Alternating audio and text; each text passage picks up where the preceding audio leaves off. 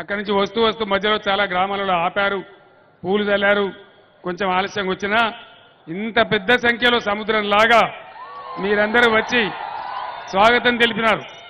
నేను ఒక్కటే మాట మనవి చేస్తా ఉన్నా, బీఆర్ఎస్ తరఫున పోటీ చేసే అభ్యర్థి క్యామ మల్లేష్ గారు బలహీన వర్గాలకు చెందిన అభ్యర్థి. ఆయన మంచి అనుభవం ఉన్న నాయకుడు, పట్టుదల ఉన్న నాయకుడు, నిజాయితీ ఉన్న నాయకుడు.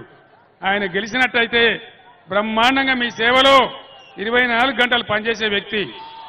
నేను ఇంకో మాట చెప్తా ఉన్నా, ఆయన డబ్బుల కోసం రాలే, ఆయన మంచి ఆస్తిపరుడు, మంచి చదువుకున్నవాడు, రాజకీయంగా నిటారుగా అనుభవం ఉన్న వ్యక్తి. ఇట్లాంటి వ్యక్తులు గెలిస్తే ప్రజలకు తలలో నాలుకలాగా ఉంటారు, మీలో ఉంటారు, మీలో ఒకటిగా ఉంటారు. బ్రహ్మాండమైన మెజార్టీ ఇచ్చి బలహీన వర్గాల అభ్యర్థి అయినటువంటి క్యామ మల్లేష్ గారిని గెలిపించాలని నేను పేరు పేరున మీ అందరినీ కోరుతా ఉన్నా.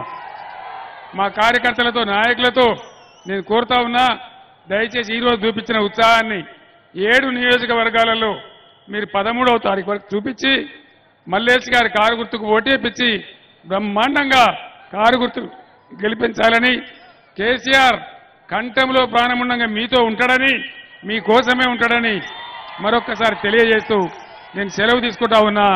జై తెలంగాణ, జై తెలంగాణ, కారు గుర్తుకే, జై తెలంగాణ, కారు గుర్తుకే. ధన్యవాదాలు. ఇప్పుడు చెప్పండి.